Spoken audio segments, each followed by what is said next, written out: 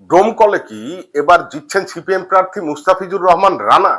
মানুষ বলছে এবার পরিবর্তন হবেই, তৃণমূল আর নয়। কিন্তু কেন, কি এমন বদলে গেল মাত্র 5 বছরে? চলুন জেনে নিই গ্রাউন্ড থেকে উঠে আসা বাস্তব চিত্র। নমস্কার বন্ধুরা, আমি মতিউর আর আপনারা দেখছেন গ্রাউন্ড রিপোর্ট বাংলা। ডোমকলে এবার সবচাইতে বড় ফ্যাক্টর হলো সরকার বিরোধী প্রবল হাওয়া। সাধারণ মানুষের মধ্যে ভয়ঙ্কর অসন্তোষ। কাজ নেই, উন্নয়ন নিয়ে প্রশ্ন, প্রতিশ্রুতি ভঙ্গের প্রশ্ন। মানুষ বলছে এবার আর আগের মতো সংখ্যালঘু ভোট তৃণমূলের হবে না। সংখ্যালঘু ভোট যা 2021-এ তৃণমূলের সবচাইতে বড় শক্তি ছিল, এবার সেখানেই পুরোপুরি ধস নেমেছে। কারণ একাধিক ওয়াকাফ ইস্যুতে ক্ষোভ, প্রশাসনিক সিদ্ধান্তে অসন্তোষ, দীর্ঘদিনের বঞ্চনার অভিযোগ। অনেকেই বলছেন আমাদের ভোট নেওয়া হয়েছে, কিন্তু সমস্যার কোনো সমাধান হয়নি। এর সাথে নতুন করে যোগ হয়েছে এসআইআর এর নামে হয়রানির অভিযোগ। ভোটার লিস্ট থেকে নাম বাদ যাওয়ার একটা বড় ইস্যু।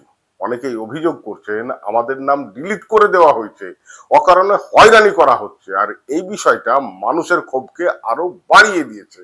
যেখানে এই মুহূর্তের পর দাঁড়িয়ে সিপিআইএম এই ভোট প্রচারের মধ্যেও নিজেদের পার্টি অফিসে যাদের ভোটার লিস্টে নাম ডিলিট হয়ে গেছে তাদের সাহায্যের জন্য শিবির খুলে বসেছে, এবং তাতে একটা উকিল নিয়ে, বেশ কয়েকজন উকিল নিয়ে একটা টিম তৈরি করেছে। অপরদিকে তৃণমূল কংগ্রেস ভোট প্রচার নিয়ে ব্যস্ত। এর ফলে ভোট হারানো সাধারণ মানুষ মনে করছে এসব কিছুর জন্য সরাসরি দায়ী হচ্ছে মমতা ব্যানার্জি। 2021-এ বিজেপির ভয় দেখিয়ে সংখ্যালঘু ভোট একজোট হয়েছিল, কিন্তু এবার সেই সমীকরণ পুরো বদলে গেছে। মানুষ বলছে বিজেপি আসলে আসুক, কিন্তু এই তৃণমূল আর নয়। অপরদিকে বহিরাগত তৃণমূলের প্রার্থী আইপিএস হুমায়ুন কবির, তাকে নিয়েও কিন্তু বিতর্ক তুঙ্গে। ইমামদের নিয়ে ভুল মন্তব্যের কারণে সংখ্যালঘু সমাজ ব্যাপক আকারে অসন্তোষ দেখা দিয়েছে।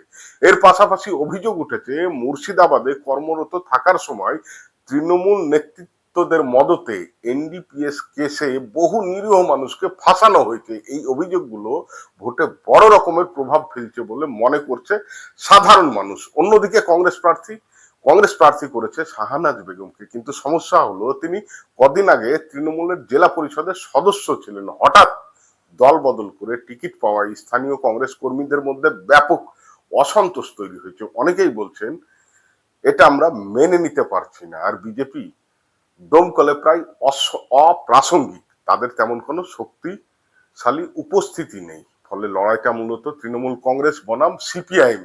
সবকিছু মিলিয়েই মানুষের একটাই কথা, এবার ডোমকলে মুস্তাফিজুর রহমান রানা সিপিএম এর হয়ে জিতছে। কারণ তৃণমূলের বিরুদ্ধে ক্ষোভ, সংখ্যালঘু ভোটে ভাঙন, কংগ্রেসের অভ্যন্তরীণ সমস্যা, বিজেপির দুর্বলতা, আর এই সব কিছুর সুযোগ নিচ্ছে সিপিআইএম। তাহলে কি সত্যিই ডোমকলে সিপিআইএম ইতিহাস তৈরি করতে চলেছে? সেটা বলবে সময়, সেটা বলবে ভোটের ফল। কিন্তু একটা কথা পরিষ্কার, ডোমকলে এবার লড়াই জমে গেছে। ডোমকল নিয়ে আপনারা কি মনে করছেন? ডোমকলে কে জিতবে, রানা নাকি তৃণমূল? কমেন্টে অবশ্যই জানান। আর এমন গ্রাউন্ড রিপোর্ট পেতে চ্যানেলটিকে সাবস্ক্রাইব করতে ভুলবেন না। ধন্যবাদ।